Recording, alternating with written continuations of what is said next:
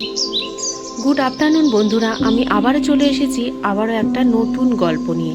একটা বোকা মেয়ের গল্প। একটা ছোট গ্রামে থাকতো নিমি নামের এক মেয়ে। সবাই তাকে বলতো বোকা, কারণ সে সহজে কিছুই শিখতে পারতো না। পাটিগণিত তো দূরের কথা, রান্নাও ঠিকমতো করতে পারতো না। তার মা বাবাও হতাশ ছিল। পাড়ার বাচ্চারা তাকে নিয়ে হাসাহাসি করত। নিমির মন কাঁদত, কিন্তু সে কাউকে কিছুই বলতো না।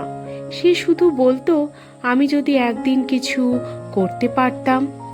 এক রাতে সে একা বসে চাঁদের আলোয় কাঁদছিল। হঠাৎ একটা ঠান্ডা হাওয়া এসে ওড়না উড়িয়ে নিল। সে ছুটতে গেল ধরতে, কিন্তু তখনই একটা বিশাল গাছের নিচে দাঁড়িয়েছিল একটা ছায়ামূর্তি। লম্বা কালো জামা, চোখ জলজল করছে। নিমি ভয় পেয়ে পেছাতে গেল, কিন্তু ছায়াটা বলল, ভয় পেও না, আমি তোমার ভালো চাই। আমি একজন অদৃশ্য আত্মা, ভূত নই বন্ধু। তোমার জীবন বদলাতে এসেছি। ছায়ামূর্তিটি একটা ছোট্ট আয়না দিল নিমিকে। বলল, এই আয়নাটা যখনই তুমি কিছু বুঝতে না পারো, শুধু এতে তাকাবে, উত্তর পেয়ে যাবে।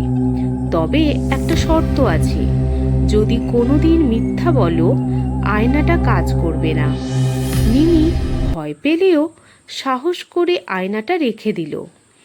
পরদিন স্কুলে সে অঙ্কের সমস্যার উত্তর একদম ঠিক দিয়ে দিল।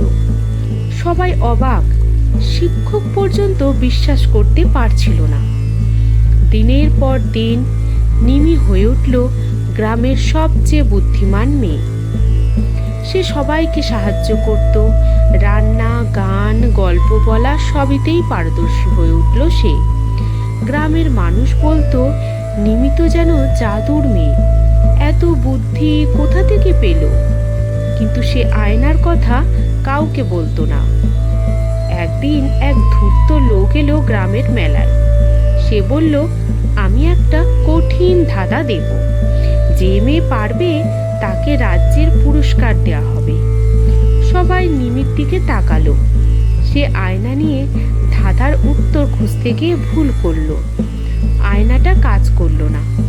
ছায়ামূর্তির কথা মনে পড়ল, যদি কোনোদিন মিথ্যা বলো, আয়না কাজ করবে না। তখন মনে পড়ল, আগের দিন সে মাকে বলেছিল সে দুধ খেয়েছে, অথচ খায়নি। নিমি মঞ্চে দাঁড়িয়ে বলল, আমি ধাঁধার উত্তর জানি না, কারণ আমি মিথ্যা বলেছিলাম। আয়না আমার সাথে কথা বলে না এখন। সবাই স্তব্ধ হয়ে গেল। ঠিক তখনই সেই ছায়ামূর্তি আবার আসলো মানুষের সামনে।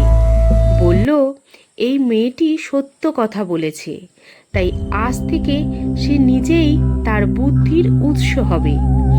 আর কোনো জাদু নয়, তার মন হবে আয়নার থেকেও উজ্জ্বল। সেই দিন থেকে নিমি সত্যিই হয়ে উঠল একজন জ্ঞানী ও সৎ মেয়ে। সে গ্রামে স্কুল খুলল, বাচ্চাদের শেখাতে লাগলো অনেক কিছু। আর সেই ছায়ামূর্তি, সে অদৃশ্য হয়ে গেল